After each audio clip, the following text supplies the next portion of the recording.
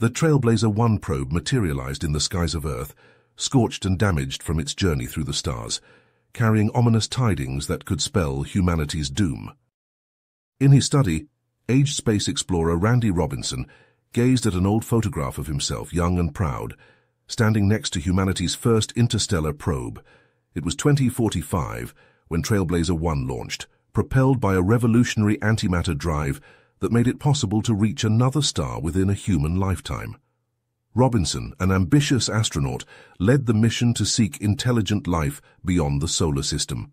The probe carried a golden disk encoded with information about humanity and Earth, a more advanced version of the Voyager mission's messages. The launch was a momentous scientific achievement, but no one could have predicted the events that would follow, events that would change the course of human history forever. Robinson's thoughts were heavy as he remembered the probe's departure. The narrator's voice was ominous. Looking back, if we had known then what we later learned, perhaps Trailblazer 1 would have stayed home. For the probe's return heralded a terrible truth. Humanity was not alone in the universe, and the beings that shared the cosmos with them were far from benevolent. The damaged probe carried a message from an advanced alien race, a dire warning of an impending invasion. Earth's days were numbered unless humanity could rise to face this unprecedented threat. The fate of the world now rested on Robinson's shoulders. As the man who had sent Trailblazer 1 on its fateful journey, he was tasked with deciphering the alien message and finding a way to save humanity from annihilation. Time was running out, and failure meant the extinction of the human race. In the silence of his study, Robinson steeled himself for the monumental task ahead. The future of humanity depended on his next move, and he could not afford to fail. The stakes had never been higher, and the odds had never been more stacked against them. But if there was one thing that defined humanity, it was their unwavering determination in the face of adversity. And so, with a heavy heart and an indomitable spirit, Robinson set out to confront the greatest challenge humanity had ever faced. After the initial exhilaration of sending Trailblazer 1 out into the stars, years passed without any major developments. The probe ventured deeper and deeper into interstellar space, beaming back data on the wonders it encountered. There were no signs of intelligent life, but the scientific knowledge gained was invaluable. Randy monitored its progress closely, marveling at how far his little probe had journeyed. Everything changed when Trailblazer 1 reached the Sakari system. The probe's transmissions suddenly cut out, leaving NASA in the dark. Frantic attempts to re-establish contact failed. As the weeks turned into months and the months into years, hope dwindled. Theories abounded about what fate had befallen the probe. Perhaps it had been struck by an asteroid or suffered a catastrophic malfunction. Some even speculated that it had encountered alien life, but there was no evidence to support this. Randy refused to give up. Even as he rose through the ranks at NASA, he never stopped searching for his lost probe. He pored over the data, looking for any clue that might explain the sudden silence. But as the decades passed, it seemed increasingly likely that Trailblazer 1 was gone forever. Until one day, 75 years to the day after the probe's launch, everything changed. Randy was in his office when alarms started blaring. He rushed to mission control, his heart pounding. The room was in chaos, with scientists shouting over each other. On the main screen a signal pulsed, a signal coming from the edges of the solar system. It was Trailblazer 1, finally returning home after all these years. The world erupted in celebration at the news. Trailblazer 1 had become a legend, a symbol of humanity's drive to explore the stars. Its return was heralded as the greatest scientific achievement of the century. But the elation was short-lived. As telescopes focused on the approaching probe, they spotted something else, something that dwarfed Trailblazer 1 in size and scope. It was a colossal alien vessel, easily the size of Earth's moon, and it was accompanying the probe back to Earth. Randy found himself thrust into the center of the greatest crisis in human history. As the world reeled from the revelation that humanity was not alone in the universe, Randy was appointed head of the welcoming committee.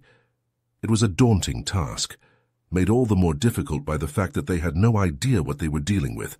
The alien ship was unlike anything they had ever seen, and its intentions were unclear. As the two spacecraft approached Earth, Randy steeled himself for the encounter. He had spent his entire life dreaming of this moment, but now that it was here, he was filled with trepidation. "I had no idea what to expect," he recounted to the narrator, his voice heavy with the weight of memory. "But nothing could have prepared me for what happened next." The alien vessel loomed over Trailblazer 1 as they entered Earth's orbit. Randy watched the screens in mission control, his heart in his throat. The probe looked tiny and insignificant next to the behemoth that dwarfed it. As the world held its breath, a message came through. A message that would change everything. "People of Earth," the alien voice boomed, translated by Trailblazer 1's onboard systems. "We have come to deliver a warning. Your probe has trespassed into our territory and must be destroyed. Any further incursions will be met with force. You are not welcome here." Randy felt his blood run cold. This was not the friendly contact he had hoped for. The aliens were hostile, and they had the power to back up their threats. He looked around the room at the stunned faces of his colleagues, realizing the gravity of the situation. Earth was facing an enemy far beyond anything they had ever imagined, and they were woefully unprepared. "What do we do?" someone asked, their voice trembling. Randy took a deep breath, trying to calm his racing thoughts. He knew that the fate of humanity rested on his shoulders. He had to find a way to communicate with the aliens, to negotiate a peaceful resolution. But as he stared at the screen, watching Trailblazer 1 drifting next to the alien behemoth, he couldn't shake the feeling that they were already too late. The alien ship began to move, slowly at first, but then with gathering speed. It was heading straight for Trailblazer 1, on a collision course. Randy shouted for evasive action, but it was too late. The probe was too small, too fragile to withstand the impact. In a blinding flash of light, Trailblazer 1 was gone, reduced to nothing more than dust and debris. The room erupted into chaos as the reality of what had just happened sank in. The aliens had destroyed their probe without hesitation or mercy. It was a declaration of war, a warning shot fired across the bow of human civilization. Randy felt a wave of despair wash over him as he realized the magnitude of the threat they faced. The aliens were technologically advanced, ruthless, and utterly uninterested in diplomacy. As the alien ship turned its attention towards Earth, Randy knew that they had to act fast. They needed to mobilize every resource they had to prepare for the fight of their lives. But even as he barked orders and rallied his team, he couldn't shake the feeling that it was already too late. The aliens had made their intentions clear, and Earth was in their crosshairs. The fate of humanity hung in the balance, and Randy knew that he would have to dig deeper than he ever had before to find a way to save them all. The fight for survival had begun, and failure was not an option. As the massive alien vessel hung in Earth's orbit like a second moon, a smaller shuttle broke away and began descending through the atmosphere. Randy stood at the designated meeting site, shifting his weight nervously. He tugged at his tie and wiped sweat from his brow as he waited. Around him, a sea of reporters aimed their cameras, ready to capture this historic moment. Scientists and diplomats whispered to each other, speculating about what the aliens would be like. The shuttle touched down, kicking up clouds of dust. As the engines powered down, an anticipatory hush fell over the crowd. Randy held his breath. This was the moment he had been waiting for his whole life, the moment when humanity would finally meet another intelligent species. He only hoped that it would be a peaceful encounter. With a hiss of hydraulics, the shuttle's hatch opened. Randy squinted against the bright light that spilled out, trying to make out the shapes moving within. A collective gasp rippled through the onlookers as the Sakari delegation emerged, led by their ambassador. The aliens were unlike anything Randy had ever seen. They had shimmering exoskeletons that glinted gold in the sunlight, and their bodies were segmented like those of insects. But instead of 6 limbs, they had many more, a dizzying array of arms and legs that made them seem almost centipede-like. Ambassador Xenos approached Randy, towering over the human. Up close, Randy could see that the alien's exoskeleton was intricately patterned with swirling designs. Xenos extended one of his many clawed appendages towards Randy in a clear gesture of greeting. Randy hesitated for a moment, then reached out and grasped the alien's claw. It was cool and hard beneath his fingers, but the ambassador's grip was gentle. Randy forced a smile, trying to convey a message of goodwill. "Welcome to Earth," Randy said, his voice amplified by the microphone clipped to his lapel. "We are honored by your visit." Xenos inclined his head, his compound eyes glittering. When he spoke, his voice was a deep, resonant hum that seemed to vibrate in Randy's bones. "Greetings, people of Earth," the alien said, his words translated by a device on his chest. "We received your message of peace and friendship from your probe, Trailblazer 1. We have come to forge an alliance between our two great species." At the ambassador's words, the crowd erupted into thunderous applause and cheers. People hugged each other, tears of joy streaming down their faces. Randy felt a surge of elation. After so many decades of wondering and waiting, dreaming of this moment, it was finally happening. Humanity was no longer alone in the universe. But even as he basked in the glow of this historic achievement, Randy couldn't shake a niggling sense of unease. Something about the Sakari's sudden appearance, their overly friendly demeanor, didn't sit right with him. He glanced at the massive mothership looming overhead and suppressed a shiver. "If only we had known then the true nature of the Sakari's intentions," the elderly Randy said to the narrator, his voice heavy with regret. "We would have realized that their overtures of peace were nothing more than a cynical ploy. But in that moment, blinded by our own hopes and dreams, we welcomed them with open arms." The ambassador beckoned to his fellow aliens, and together they stepped forward to greet the waiting dignitaries. As handshakes were exchanged and introductions made, Randy hung back, watching the proceedings with a growing sense of disquiet. He couldn't put his finger on what was bothering him, but he knew one thing for certain: the arrival of the Sakari had changed everything, and the future of Earth and humanity itself now hung in the balance. In the days that followed, the Sakari delegation embarked on a grand tour of Earth, with Randy acting as their guide. They visited the towering skyscrapers of New York, marveling at the ingenuity of human engineering. In Paris, they strolled along the Seine, admiring the city's timeless beauty.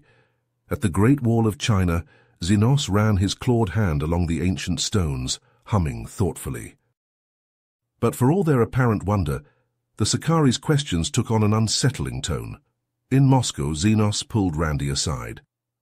"Tell me, Randy Robinson," the alien said, his compound eyes glinting, "what defenses does this city have against aerial attack?" Randy blinked, taken aback. "I'm not sure I can discuss that," he said carefully. Xenos's exoskeleton shimmered as he leaned closer. "Come now, Randy. We are friends, are we not? Surely there is no harm in a little information sharing between allies." Randy felt a bead of sweat trickle down his spine, despite the chill in the air. He forced a smile. "Of course, Ambassador, but some things are sensitive. Surely you understand." Xenos studied him for a long moment, then clicked his mandibles together in what might have been a shrug. "As you wish," the alien said, but there was an edge to his voice that made Randy's skin crawl. As the tour continued, the Sakari's questions grew more pointed. In Washington, D.C., they requested a tour of the Pentagon, expressing a keen interest in the building's layout and security measures. At Cape Canaveral, they peppered their guides with queries about the capabilities of human spacecraft and satellite networks. With each passing day, Randy's unease grew. He pulled aside his superiors, trying to voice his concerns. "Don't you think it's strange?" he asked. "All these questions about our defenses, our infrastructure. It's like they're scoping us out." But his warnings fell on deaf ears.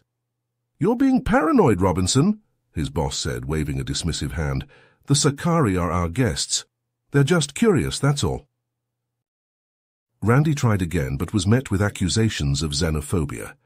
"I thought you of all people would be more open-minded," a colleague said, shaking her head. "You were the one who sent that probe out there in the first place." Frustrated and increasingly isolated, Randy could only watch as the world fell deeper under the Sakari's spell. Everywhere he looked, he saw their influence growing.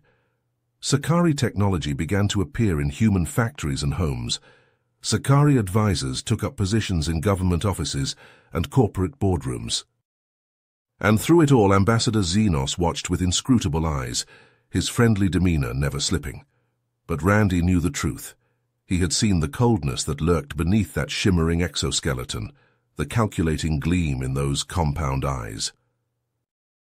"I tried to warn them," Randy says to the narrator, his voice heavy with regret, "but no one would listen. We were all too blinded by the promise of what the Sakari could offer us to see the danger that was right in front of our eyes." He falls silent, lost in memory. Outside, the mothership hangs in the sky like a second moon, a constant reminder of the Sakari's presence. Randy can't shake the feeling that they are all standing on the brink of something terrible, something that will change the course of human history forever. The Sakari's influence continued to spread, permeating every aspect of human society. Randy watched with growing horror as more and more people fell under their sway. In Stockholm, a group of scientists announced a breakthrough in faster-than-light travel made possible by Sakari technology. The world rejoiced, hailing it as the dawn of a new era of exploration and discovery. But Randy saw the truth behind the gift. The Sakari had held back the key components of the technology, ensuring that humanity would remain dependent on them for the foreseeable future. It was a clever ploy, a way to keep Earth under their thumb while maintaining the illusion of benevolence. As the weeks turned into months, Randy found himself increasingly isolated. His colleagues avoided him, whispering behind his back about his irrational behavior.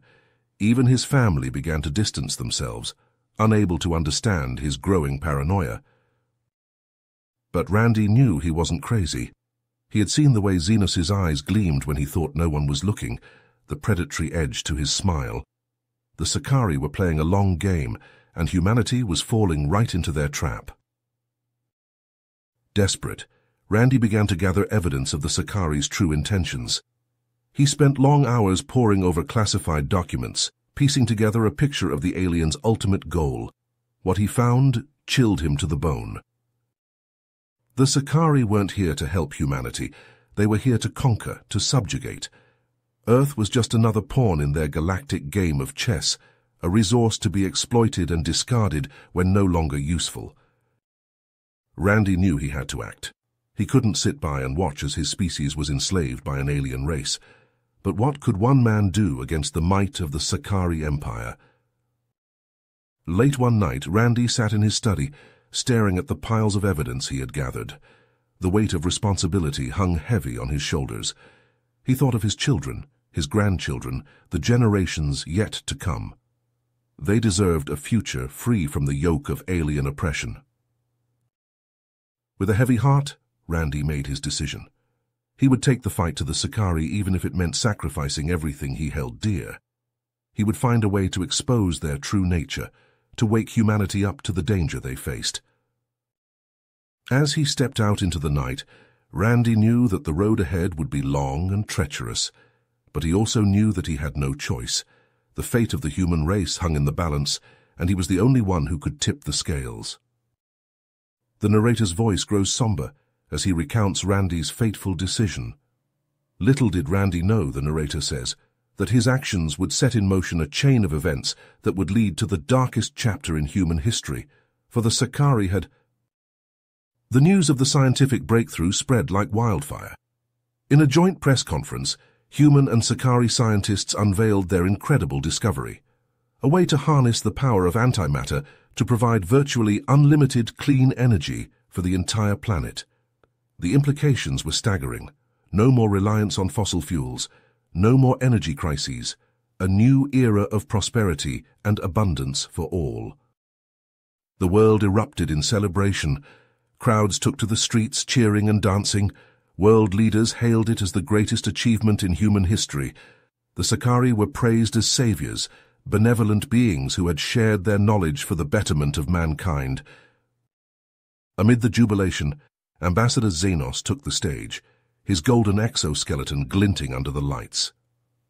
"People of Earth," he said, his voice booming through the speakers, "this is just the beginning of what our two great civilizations can achieve together. Let us forge an unbreakable alliance, a partnership that will carry us to the stars and beyond." Governments wasted no time in seizing the opportunity. Treaties were signed, trade agreements negotiated. The Sakari were granted unprecedented access to Earth's resources and infrastructure. Their technology began to integrate into every aspect of human life, from transportation to healthcare to communications. Randy watched it all unfold with growing unease. He couldn't shake the feeling that something was wrong, that the Sakari's motives were not as pure as they claimed.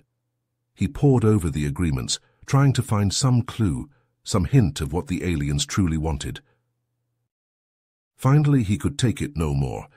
He confronted Xenos in his office, slamming his hands on the desk. "What's your game, Xenos?" he demanded. "Why are you really here? What do you want from us?" For a moment, Xenos's friendly facade slipped. His compound eyes narrowed, and his mandibles clicked together in irritation. "You are a persistent one, aren't you, Randy Robinson?" he hissed. "Very well. Let me make it clear. We are offering you the keys to the universe. We are handing you technologies beyond your wildest dreams, and yet still you question us." Xenos rose from his seat, looming over Randy.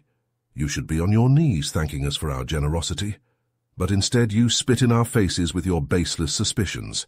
You ungrateful primates." Randy recoiled in horror as Xenos's mouth opened, revealing rows of razor-sharp teeth.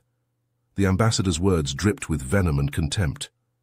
"We offer you everything, and this is how you repay us, with paranoia and ingratitude." Shaken, Randy stumbled back. His worst fears had been confirmed. The Sakari were not the benevolent saviors they claimed to be. They had ulterior motives, sinister plans for Earth and its people. He turned and ran from the office, his heart pounding in his chest. He had to warn someone, anyone, but as he raced through the corridors, he realized with a sinking feeling that it was too late. Everywhere he looked, he saw Sakari influence. They had infiltrated the highest levels of government, the military, the media. Any attempt to resist was swiftly and brutally crushed. Those who spoke out against the aliens disappeared, never to be seen again. In his final message to the narrator, recorded in a hidden bunker deep underground, Randy's voice was heavy with despair. "We welcomed them with open arms," he said, his eyes haunted. "We handed them the keys to our world, and now we are paying the price. The Sakari's true colors have been revealed, but it's too late. They are everywhere, and they will not stop until Earth is theirs." The screen went dark, and the narrator's voice... Randy's heart pounded in his chest as he crept through the deserted hallways of the Sakari mothership. The vessel was a labyrinth of twisting corridors and cavernous chambers, all bathed in an eerie, pulsing red light. He moved with caution, his stolen spacecraft parked in a secluded hangar bay, his footsteps echoing in the oppressive silence. As he ventured deeper into the heart of the ship, Randy couldn't shake the feeling that he was being watched. The walls seemed to pulse with a malevolent energy, and the air was thick with the stench of ozone and something else, something organic and rotten. He came to a massive door, sealed with an intricate lock. His heart in his throat, Randy pulled out the hacking device he had stolen from the Sakari embassy on Earth. He had never been much of a tech expert, but desperate times called for desperate measures. With trembling fingers, he connected the device to the lock and waited as it cycled through a series of complex algorithms. Seconds felt like hours, and Randy couldn't shake the feeling that at any moment a Sakari patrol would round the corner and discover him. Just as he was about to give up hope, the lock beeped and the door slid open with a hiss of hydraulics. Randy stepped inside, his eyes widening in shock at what he saw. The room was a vast factory floor, stretching out as far as the eye could see. Conveyor belts wound through the space, carrying partially assembled weapons and machinery. Robotic arms whirred and clicked, welding and riveting with inhuman precision. And there, standing in neat rows like some grotesque parody of an army, were the Sakari warriors. They were monstrous things, towering over Randy, their exoskeletons bristling with spikes and blades. Their compound eyes glowed with a soulless, hungry light, and their mandibles clicked and snapped with a mindless, predatory rhythm. Randy felt a wave of horror wash over him. This was no diplomatic mission, no peaceful outreach. The Sakari were preparing for war, and Earth was their next target. He stumbled back, his mind reeling. He had to get out of here, had to warn someone. But as he turned to run, he found himself face to face with Ambassador Xenos. The Sakari leader loomed over him, his exoskeleton shimmering in the pulsing red light. "Ah, Randy Robinson," Xenos purred, his voice dripping with false warmth. "I had hoped you would join us. You see, we have such great plans for your little planet." Randy backed away, his heart hammering in his chest. "I know what you're doing," he said, his voice shaking. "I know about the fail-safes in the antimatter tech, about your plans to conquer Earth." Xenos clicked his mandibles together in what might have been a laugh. "Conquer? Oh no, my dear boy, we're not here to conquer. We're here to save you from yourselves." He gestured to the factory floor, to the rows of waiting warriors. "You humans, you're so primitive, so self-destructive. Left to your own devices, you'll destroy yourselves and your planet. We're here to guide you, to show you a better way." Randy shook his head, backing away. "You're lying," he said. "I've seen the records, the other civilizations you've enslaved. This is what you do. You find a primitive species, you offer them gifts, and then you betray them." Xenos's eyes narrowed and his friendly facade slipped away. "You should be grateful," he hissed. "We're offering you a chance to join the galactic community, to take your rightful place among the stars. But if you're too foolish to accept our generosity, then perhaps you deserve what's coming to you." He raised a clawed hand, and the warriors behind him stirred to life, their eyes glowing with predatory hunger. Randy turned and ran, his heart pounding in his ears. He had to get back to his ship, had to escape and warn Earth before it was too late. Behind him, Xenos's voice echoed through the corridors, cold and mocking. "Run, little human," he called. "Run back to your doomed planet and your doomed species. But know this, the Sakari are coming, and there is nowhere in the universe you can hide from us." Randy raced through the mothership's twisting hallways, alarms blaring in his ears. He could hear the heavy tread of Sakari warriors behind him, their exoskeletons clattering against the metal floor. His stolen spacecraft was just ahead, a gleaming beacon of hope in the pulsing red gloom. With a final burst of speed, Randy leaped into the cockpit and slammed the hatch shut behind him. His fingers flew over the controls, bringing the engines online with a roar. The ship lifted off the hangar floor, turning towards the open blast doors. But as he neared the exit, a barrage of plasma fire erupted from the surrounding walls. The Sakari had activated the mothership's defenses, and they were determined not to let him escape. Randy gritted his teeth, dodging and weaving through the onslaught. The ship shuddered and groaned, its shields straining under the assault.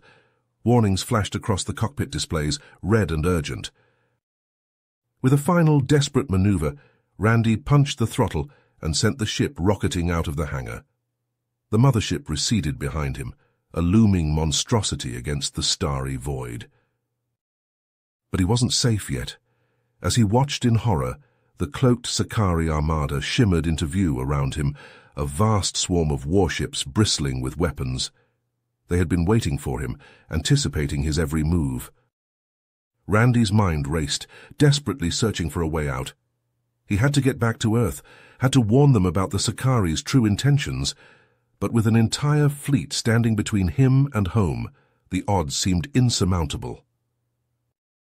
He glanced down at the ship's computer, at the files he had stolen from the mothership's database, the secrets of the Sakari's conquest, the insidious nature of their antimatter gift, the hidden fail-safes and control mechanisms. It was all there, the proof he needed to expose their lies and rally Earth's defenses. But first he had to survive. Randy took a deep breath, his hands tightening on the controls. The Sakari armada loomed before him, a wall of bristling metal and hate. He whispered a silent prayer, a plea for strength and guidance. And then, with a roar of engines and a blaze of plasma, he charged headlong into the fray, determined to fight his way through to the other side no matter the cost. The fate of Earth, of all humanity, rested on his shoulders, and he would not fail them. He could not. Armed with the knowledge of the Sakari's true intentions, Randy knew he had to act fast. He quickly formulated a plan to sabotage the mothership from within, hoping to cripple the Sakari's invasion force before it could be unleashed upon Earth. Randy crept through the ship's corridors, planting explosive charges in key locations: the weapons bay, the hangar, the shield generator. He worked quickly and efficiently, his years of training as an astronaut serving him well. The charges were set to detonate on a timer, giving him just enough time to escape before the ship was torn apart. But as Randy made his way back to his stolen spacecraft, alarms began to blare throughout the ship. He had been discovered.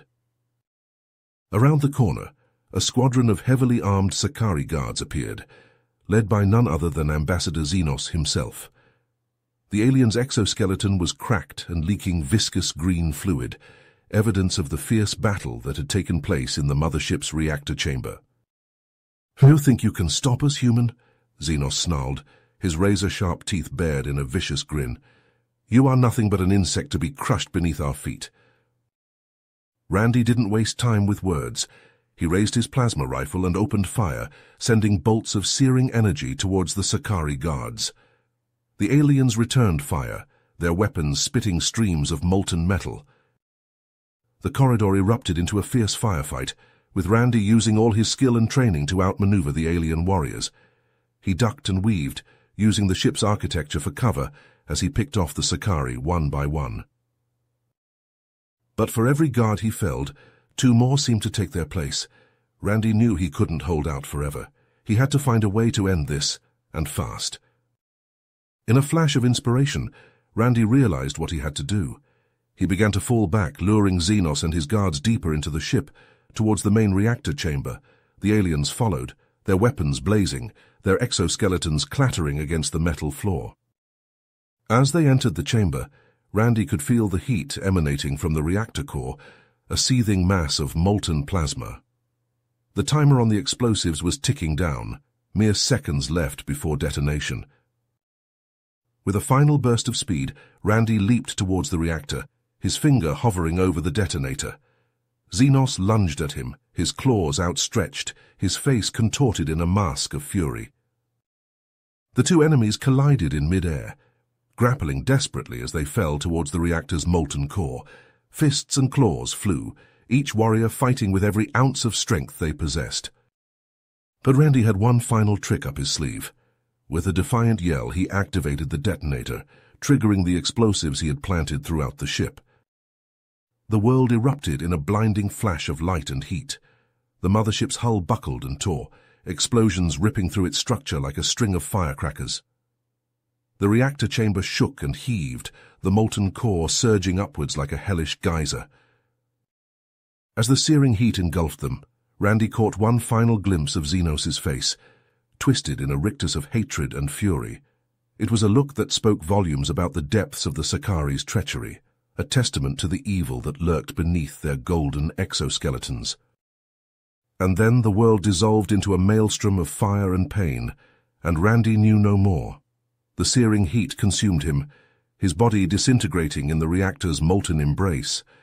But even as he burned, Randy felt a sense of grim satisfaction.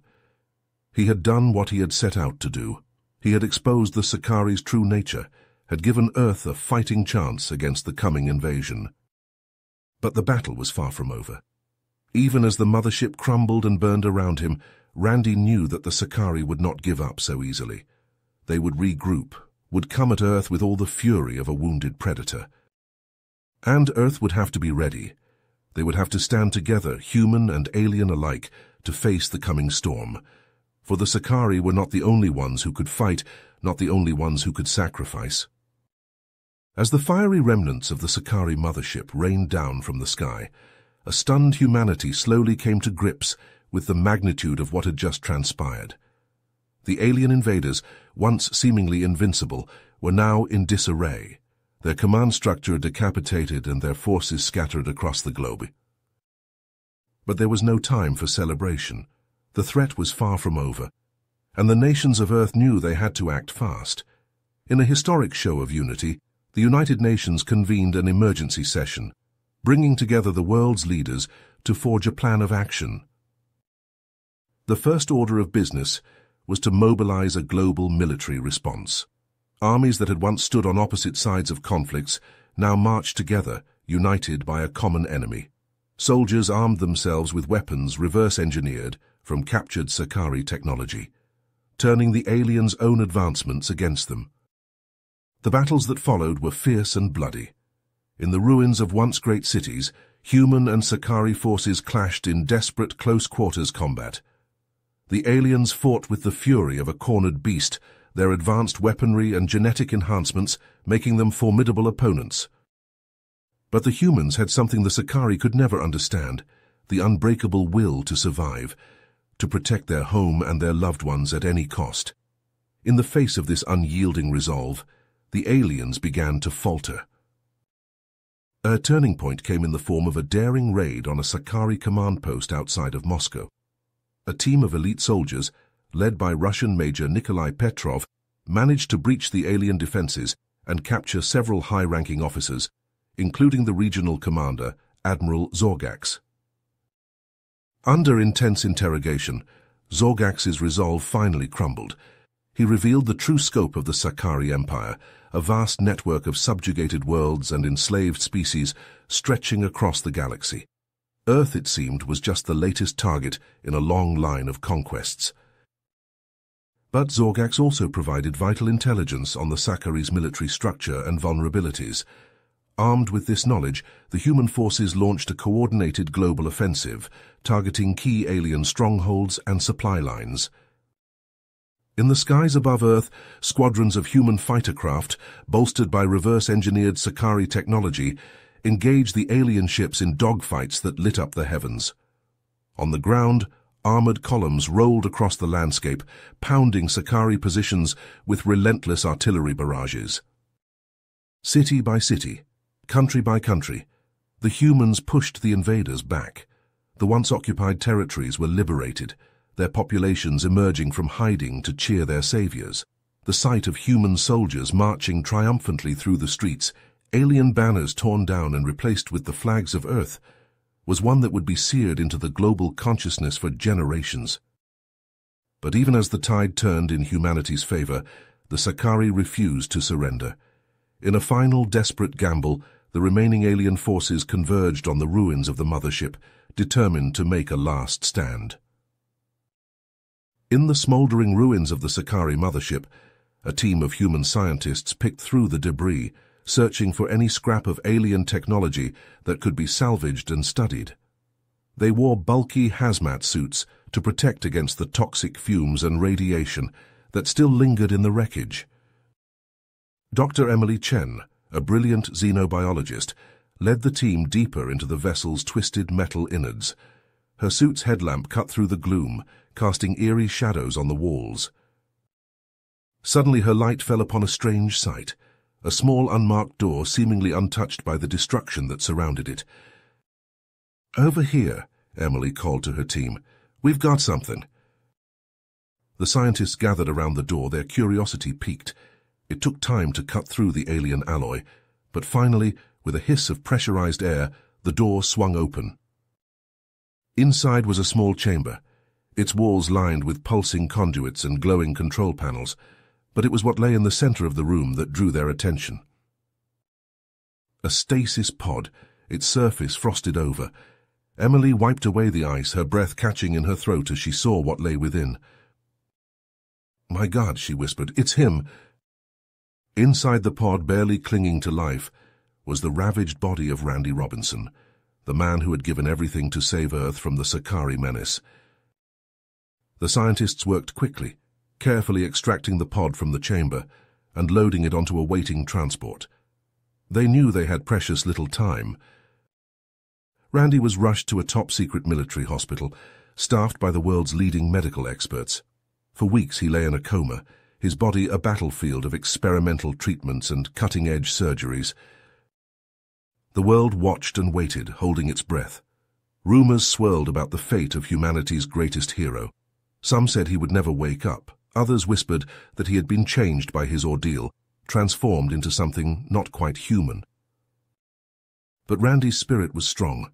Slowly, inch by painful inch, he clawed his way back from the brink of death. And finally, after months of uncertainty, he opened his eyes. The war was over. The Sakari had been defeated, their forces scattered and broken.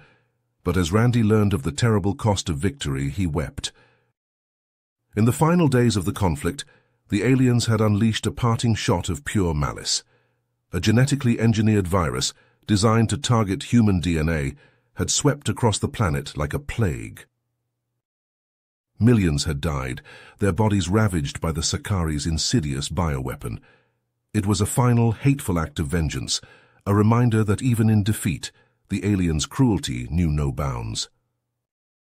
Randy struggled to come to terms with the new world he found himself in. So much had changed, so many lives lost. But as he lay in his hospital bed, he knew that his fight was not yet over. There would be time to mourn, time to rebuild. But first there was work to be done. The Sakari may have been defeated, but their legacy of hate and destruction lived on. And Randy Robinson, the man who had given everything to save his species, knew that he would not rest until that legacy was wiped from existence, no matter the cost. Stepping into the brisk morning air, Randy Robinson strode across the Groom Lake facility, a sense of purpose in each measured step. The scars on his body may have healed, but the events of the Sakari War still haunted him, fueling an unrelenting drive to ensure Earth would never again be caught unprepared. He entered a nondescript hangar, the heavy metal door clanging shut behind him. Inside, a bustling hive of activity greeted him. Scientists and engineers from around the globe worked in concert, poring over schematics and prototypes of advanced weapons systems and defensive technologies. "Dr. Nakamura," Randy called out to a petite Japanese woman hunched over a workbench, "how's the progress on the EM shield generator?" Dr. Nakamura looked up, pushing her glasses up the bridge of her nose. "We've made significant strides, Mr. Robinson. The latest simulations show we can now extend the shield to cover an area the size of a small city." Randy nodded, a flicker of satisfaction in his eyes. "Good. We'll need that and more. The Sakari may be gone, but we can't afford to let our guard down." As he moved through the facility, Randy stopped to examine the various projects underway. Reverse-engineered Sakari weaponry, advanced early warning systems, even a prototype starship, designed to take the fight to any future aggressors. It was a testament to the ingenuity and determination of the human spirit, a refusal to ever again be victims. Yet even as he marveled at the progress being made, Randy couldn't shake the weight of the past, the faces of the fallen etched in his memory, the screams of the dying echoing in his dreams. His hands clenched into fists as he recalled the final searing moments of his confrontation with Xenos, the sickening crunch of exoskeleton giving way beneath his blows. A chime from his wrist communicator jolted him back to the present. "Mr. Robinson," a voice crackled over the link, "the memorial ceremony is about to begin." Randy closed his eyes, taking a deep breath. "On my way." Minutes later, he stood before a sea of somber faces gathered at the base of a towering obsidian wall.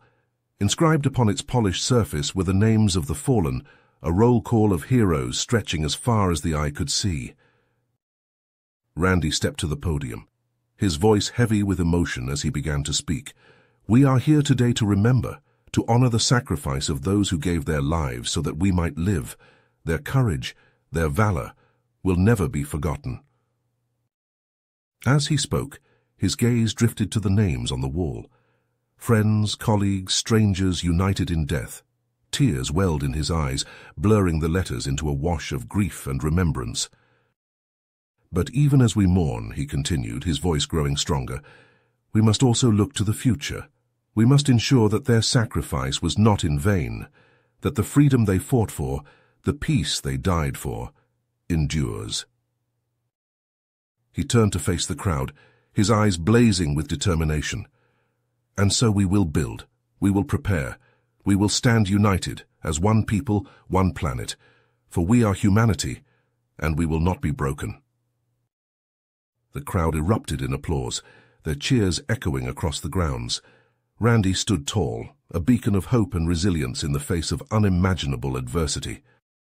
In the days and weeks that followed, Randy threw himself into his work with a fervor bordering on obsession. He pushed his teams harder, demanded more, driven by a relentless need to fortify, to protect, to ensure that humanity would never again be caught off guard. Under his leadership, the planetary defense network began to take shape. Orbital platforms bristling with weaponry, ground-based installations housing the latest in sensor and shield technology, a fleet of rapid response vessels ready to deploy at a moment's notice. It was a Herculean effort, a marshalling of resources and manpower on a scale never before seen, but Randy would not rest, could not rest, until he was certain that Earth was safe, that the sacrifices of the fallen had not been in vain. Late one night, as he pored over the latest defense readiness reports, a soft knock at his office door startled him from his thoughts. He looked up to see Dr. Emily Chen, the xenobiologist who had first discovered him in the wreckage of the mothership. "You need to rest, Randy," she said softly, concern etched in her features. "You're pushing yourself too hard." Randy shook his head, a wry smile tugging at his lips. "I'll rest when the job's done, Emily, not before." She sighed, moving to perch on the edge of his desk. "And when will that be? When every possible threat is accounted for?